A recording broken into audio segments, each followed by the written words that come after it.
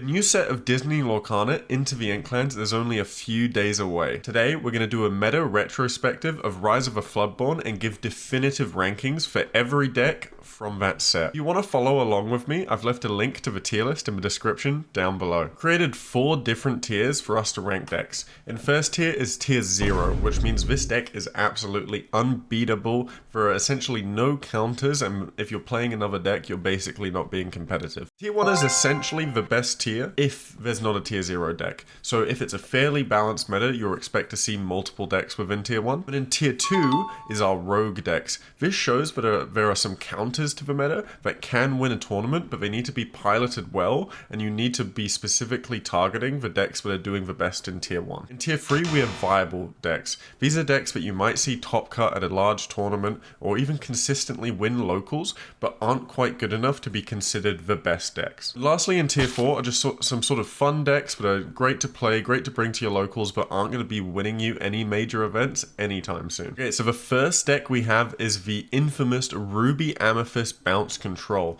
Now there's a lot of players who would put this in tier 0.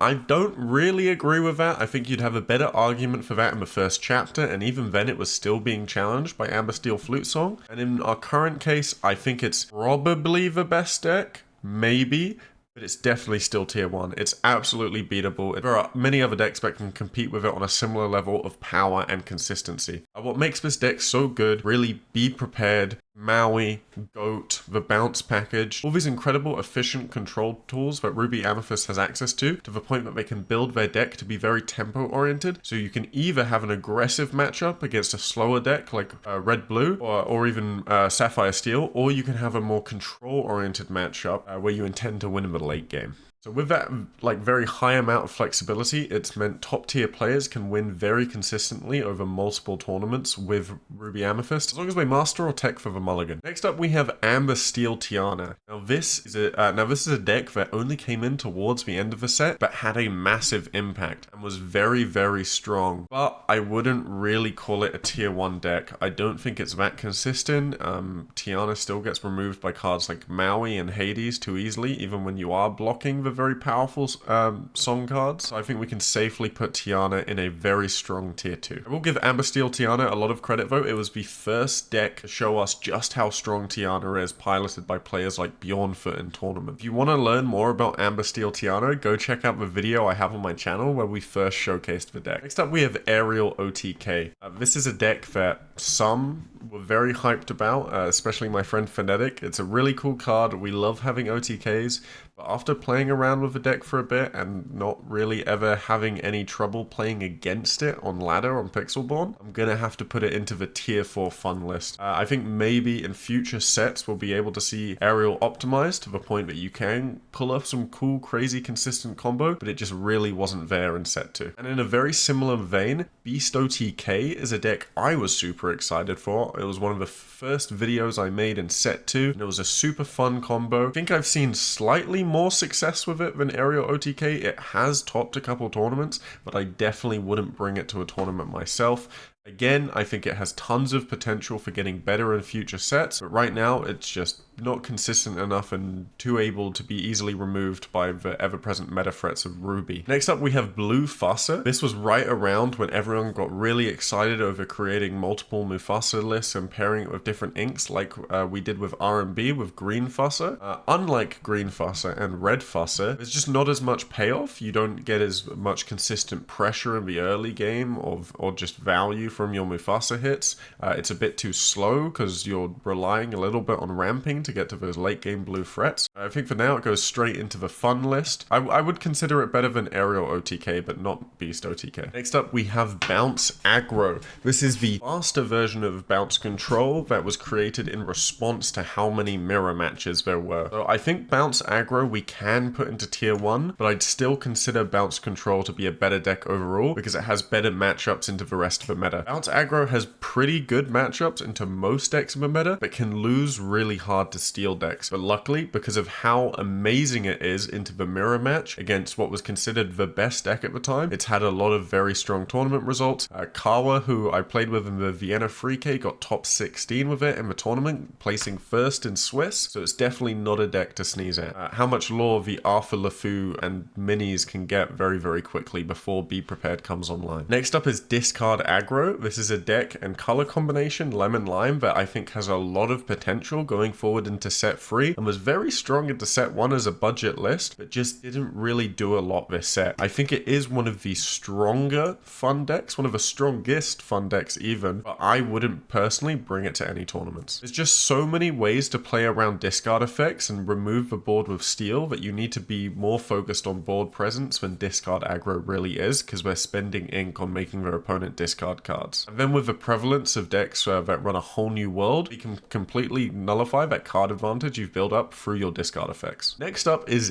Discard Control. This is a deck that had a lot of hype, especially for its matchups into Bounce Control. Some were saying maybe it's tier 1. I was for a while thinking it's probably tier 2, but as the set's gone on, I'm convinced that Zero Skater, the former rank 1 ladder player on Pixelborn with this deck, was the only one who's been able to pilot it to success, and that only seemed to work in a best of 1 format. We haven't really seen many tournament results with Discard Control in a, with a best of 3 and paper format. So that's why Discard Control is going to go into the viable tier, but not quite as good as a tier 2 deck. Next up is Dwarven Loop. I know Quantum released a video on this. I've been very intrigued by the deck. I haven't had a lot of time to play around with it and really test it, but the deck as a whole doesn't have really any time to prove its worth. There are no major tournaments left before set 3 comes out, so I'm going to have to stick it in the viable tier. Based on its ladder performance, I can assume that it probably could be a rogue deck, maybe not a tier 1 deck. We just don't have enough time to figure that out yet. It's too new of a deck, too late into the set. Maybe keep an eye for this core going into set 3. Next up, we have Evasive Aggro. This is an amazing budget list. You can put some crazy pressure on with evasives. Not many decks have answers to evasive cards, except for very notably steel decks, and a lot of Ruby Amethyst decks started running anti-evasive tech cards like Peter Pan Shadow, like Fidget. Sapphire Steel started running anti-evasive tech cards like Cruella, and it's already a steel deck, so with them being able to control the early game and the late game through cards like Grab Your Sword, Evasive Aggro just isn't very good right now. It's a great budget option, but it's still probably just a fun deck. I don't think it's quite viable, but if you want to teach someone the game, stick them with an Evasive Aggro deck. They can learn the basics of when to ink, when to play cards, how to play around curve, and then move them on to some better, more complex decks. Yeah, so Evasive Aggro is probably going into about the middle of the fun tier. Next up, we have Flute Song. This is a deck that was definitely tier 1 in set 1, and definitely tier 1 towards the start of set 2. As the metas progressed, Flute Song's been heavily countered by the rise of Sapphire Steel, with Cogsworth being an absolute menace to Flute Song's damaging effects like Strength, Storm, Grab Your Sword, Tinkerbell. Makes it really, really hard for Flute Song to gain any sort of value, especially when he started running more banishing item effects like Benja to remove flutes. I think that puts Flute Song as probably the best rogue deck. When piloted well by a good player, it can absolutely make top cut, can absolutely make tournament. I just don't think its meta matchups are good enough to consider it a tier 1 deck consistently. Shout out to Zephyr though for piloting the deck really well in Faye's online Pixelborn tournament. Okay, and next up we have me and RMB's Child Green Fusser. This is an absolutely super fun deck that has been optimized a lot since we released that video. Even RMB has optimized it into a much better list now, running cards like Pete and Maximus to truly gain value on the Pain and Panic package. I would love to put this deck into tier 1. I think it's almost at tier 1 because it has really good matchups into all of the tier 1 decks except for maybe Bounce Aggro. I think it can outspeed Bounce Aggro though, so don't quote me on that. Probably depends on slight differences in the list. Yeah, no, okay. I think Green Fusser has really good. Yeah, I think Green Fusser has really good matchups into every tier 1 deck. Problem is, it doesn't have great matchups into a lot of the steel decks outside of that. Like, it's got a terrible matchup into Flute Song because of how easily they can control your board. I think that makes it the best of the rogue decks because it has good matchups into all the tier 1 decks, but not necessarily other decks. decks. So you can easily see Green Vasa go into a tournament, make it to top cut, and win the top cut just by dodging steel decks in the first few early Swiss rounds. And then once you're into that winner's bracket, you'll just keep facing against the best decks, and with those good matchups, you can capitalize on that and get a win for a tournament. Next up, we have Hyper Aggro. This deck is absolutely the definition of a deck of high roll and you will win. If you go into a deck and you win the coin flip every single set, and especially if you dodge every single steel deck, you just win. There is nothing any deck except for steel can do to this deck when it's high rolling going first. That's kind of a lot to ask for, to always high roll going first. So I think that puts us firmly into the tier 3 viable section, because yes, it can win a tournament technically, but it's not very consistent whatsoever. And it has a lot of very hard counters. But on the flip side, Hyper Aggro into a slower meta like we had with the peak of bounce control domination was a very strong choice to make until Steel started getting popularized again with the comeback of Flute Song and the rise of decks like Sapphire Steel. Next we have Khan's Challengers, Ruby Steel.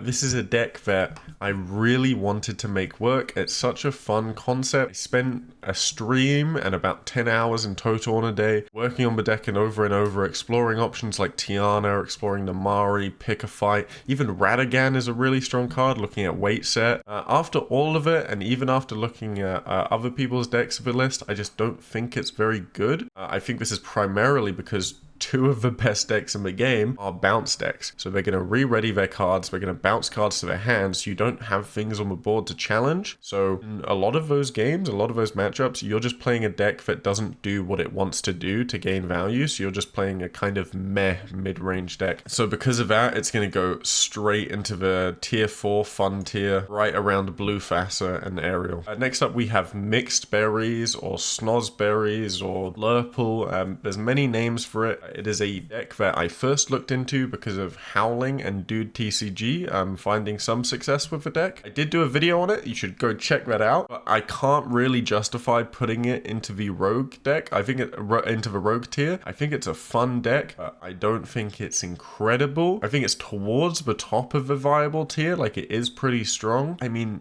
it's really for a change of pace for decks that do what it does better. Like, you could just play Ruby Amethyst, and then you just have better control, you're better able to deal with wide aggressive decks. Purple Blue has no AoE control, you're only really very good at dealing with single target removal. So if you're put into a point against say Hyper Aggro and you need to reset the board to stay in the game, best option you've got is Elsa to exert 2 cards, which just really isn't going to cut the mustard. Okay, and next up we have my new favorite deck of this set that I've only just started playing a couple weeks ago, ever since I was in Vienna and I saw it make top 16. Ellie piloting it very masterfully, and that is Pabi OTK. This deck is incredible. It has some great matchups into the meta, and it's a surprisingly very strong core engine for an OTK deck. It's definitely the best OTK deck we've seen in Lorcana so far. I think these kinds of decks will get a lot better going into set 3, so that firmly places it into the Rogue tier. I think it's slightly above Amber Steel Tiana, but below more consistent options like Flute Song and Green Faster. I think Pabi OTK could get further in this tier, or even make it to tier 1 if we had more time for the community to optimize it and test it in tournaments. Unfortunately, set 3 is right around the corner, so we don't have quite enough time to figure out where this deck's potential truly lay. But to see how well it did with a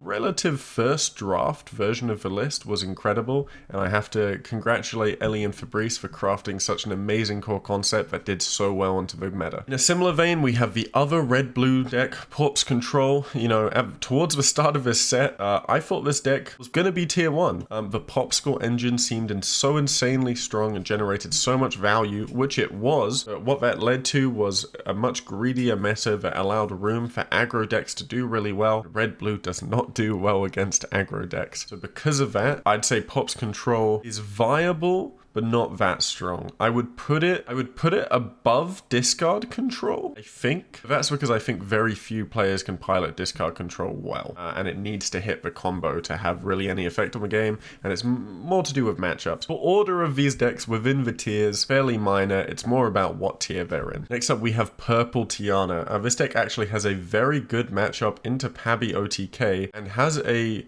I think a better matchup into Ruby Amethyst than Amber Steel Tiana, which is why I'd put it slightly above of Amber Steel Tiana into the Rogue tier. It's a very strong list. It's made some top cuts at multiple tournaments, and based on the released cards we've seen in set 3, it's looking like it could even be the best deck of set 3. So learn this deck now, give it some playtesting, and then see how you can apply it to the set 3 cards, because this deck's great now, it's going to be even better in just a couple weeks time. Now is Red Fasa. This is the first iteration of the Mufasa list that people were generally dealing with. I think Mufasa is a great card. I think one day we can see a Mufasa deck in tier 1. But right now, I just think Red Fasa is nowhere near the consistency of Green Fasa or has the good matchups that Green Fasa does. Red Fasa just is a bit too slow and a bit too reliant on those high rolls to do well. So I think I'd put it into the viable tier, probably above Mixed Berries. I think it's the best of the viable tier and very, very, very close to being a rogue deck. Next up is Tempo Bounce, a personal favorite of mine with an Emerald Amethyst ink coloring. This was my first deck video on the channel and what inspired me to start making Lorcana YouTube, which